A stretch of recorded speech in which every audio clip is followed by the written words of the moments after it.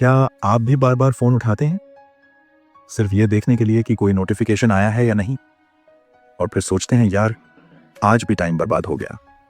क्या आपने कभी सोचा है कि क्यों हम बार बार अपने फोन की तरफ खिंच जाते हैं जबकि हमें पता होता है कि इससे हमारा समय बर्बाद हो रहा है?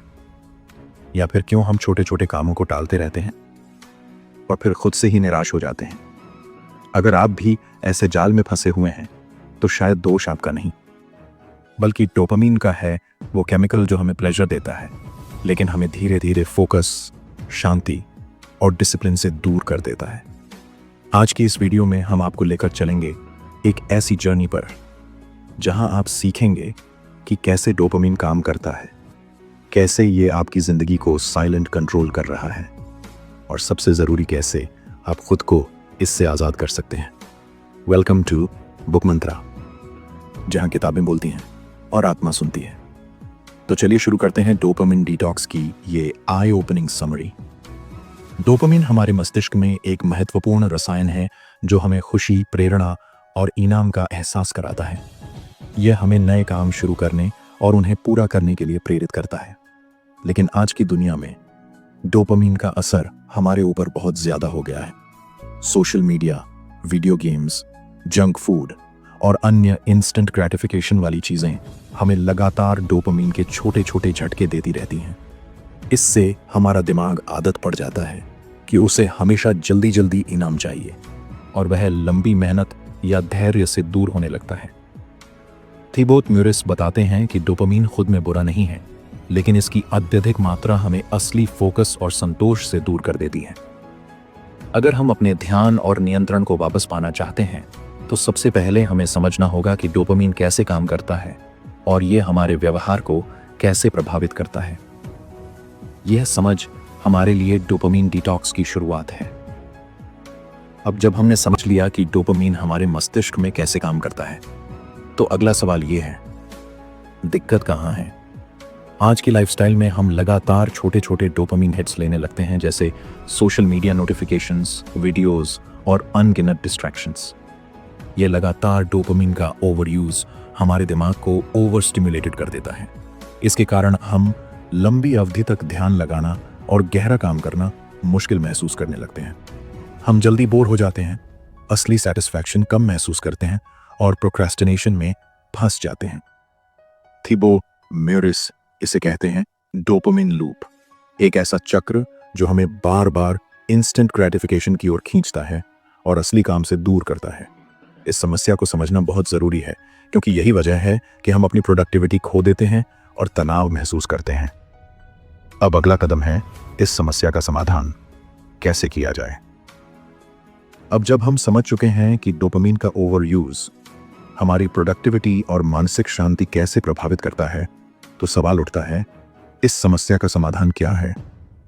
थिबोत म्यूरिस बताते हैं कि डोपामिन डिटॉक्स एक बहुत ही पावरफुल तरीका है जिससे हम अपने दिमाग को रिसेट कर सकते हैं। डिटॉक्स का मतलब है कि हम कुछ समय के लिए उन सभी चीजों से दूर रहें जो हमें बार बार छोटे छोटे डोपामिन रिवॉर्ड्स देती हैं, जैसे phone, social media, TV, games या अनावश्यक खाने पीने की आदतें। सबसे पहले तो हमारी कंसंट्रेशन और फोकस में सुधार होता है। हम अपने कामों में गहराई से लग सकते हैं और ज्यादा प्रोडक्टिव बनते हैं। इसके अलावा डोपामिन डिटॉक्स से हमारी विल पावर बढ़ती है और हम प्रोक्रेस्टिनेशन से लड़ना सीखते हैं। सबसे खास बात यह है कि डिटॉक्स के बाद हमें असली खुशियों और सैटिस्फैक्शन का एहसास होता है जो हमें लंबे समय तक प्रेरित रखता है। इसलिए डोपामिन डिटॉक्स सिर्फ एक तरीका नहीं बल्कि एक नई शुरुआत है। अब जब हमें डोपामाइन डिटॉक्स के फायदे समझ आ गए हैं तो सवाल यह है, इससे कैसे शुरू करें? थिबोत म्यूरिस ने एक सिंपल और इफेक्टिव 3 स्टेप मेथड बताया है जिससे हम डोपामिन डिटॉक्स को सफल बना सकते हैं। पहला कदम है अपने डिस्ट्रैक्शंस की पहचान करना। यह समझना जरूरी है कि कौन कौन सी आदतें या चीजें आपको बार बार डोपामिन की वजह से फंसा रही हैं, जैसे फोन, सोशल मीडिया या बिन वजह की ब्राउजिंग। दूसरा कदम है इन डिस्ट्रैक्शंस के लिए फ्रिक्शन जोड़ना, मतलब उन्हें आसान नहीं बल्कि थोड़ा मुश्किल बनाना, जैसे फोन को दूसरे कमरे में रखना या ऐप्स को डिलीट करना ताकि आप उन तक जल्दी ना पहुंच सकें। तीसरा और सबसे महत्वपूर्ण कदम है जल्दी से डिटॉक्स शुरू करना।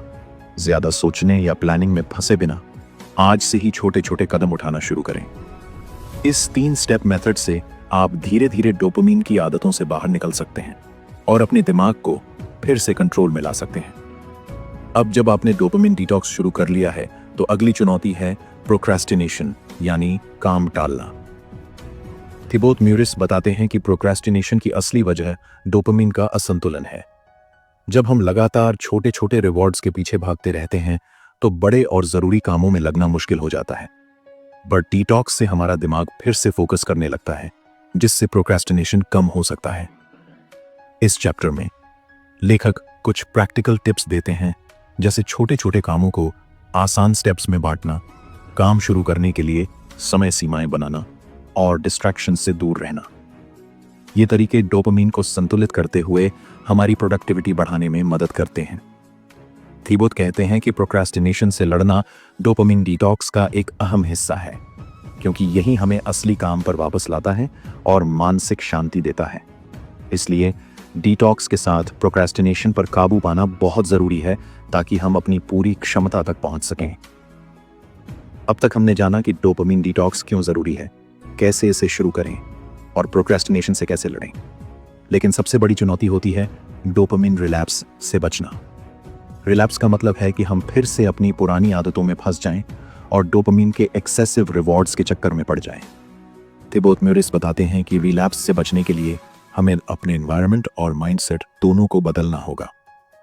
इस चैप्टर में लेखक कुछ जरूरी स्ट्रैटेजीज बताते हैं, जैसे अपने डेली रूटीन्स को रीडिजाइन करना, डिस्ट्रैक्शंस को खत्म करना और अपनी विल पावर को मजबूत बनाना। इसके अलावा हमें अपनी प्रोग्रेस पर ध्यान रखना चाहिए और छोटे छोटे सक्सेसेस को सेलिब्रेट करना चाहिए, ताकि मोटिवेशन बनी रहे। ध्यान रखें कि रिलैप्स होना कोई फेलियर नहीं है, बल्कि सीखने का हिस्सा है, लेकिन इसे लगातार दोहराना ही समस्या बन जाता है। इसलिए डोपामिन डिटॉक्स को एक लाइफस्टाइल बनाना जरूरी है, जिससे हम लंबे समय तक फोकस, पीस और हैप्पीनेस को बनाए रख सकें। दोस्तों, आज हमने जाना कि कैसे डोपामाइन हमारे जीवन को साइलेंटली कंट्रोल करता है और डोपामाइन डिटॉक्स से हम अपने दिमाग को फिर से ताजगी और कंट्रोल दे सकते हैं। अगर आपको ये वीडियो पसंद आया हो तो कृपया इसे लाइक करें, अपने दोस्तों के साथ शेयर करें और हमारे चैनल बुक मंत्रा को सब्सक्राइब करना ना भूलें। आपका सब्सक्रिप्शन हमें ऐसे और वीडियो बनाने की प्रेरणा देता है। नीचे कमेंट में बताएं कि अगली बार आप किस किताब का समरी सुनना चाहेंगे और इस वीडियो के बारे में अपनी राय जरूर दें। हम आपके सवालों और सुझावों का इंतजार करेंगे। याद रखें, सही जानकारी और सही आदतें ही आपकी जिंदगी बदल सकती हैं। दिस इज बुक मंत्रा, जहां किताबें बोलती हैं और आत्मा सुनती है।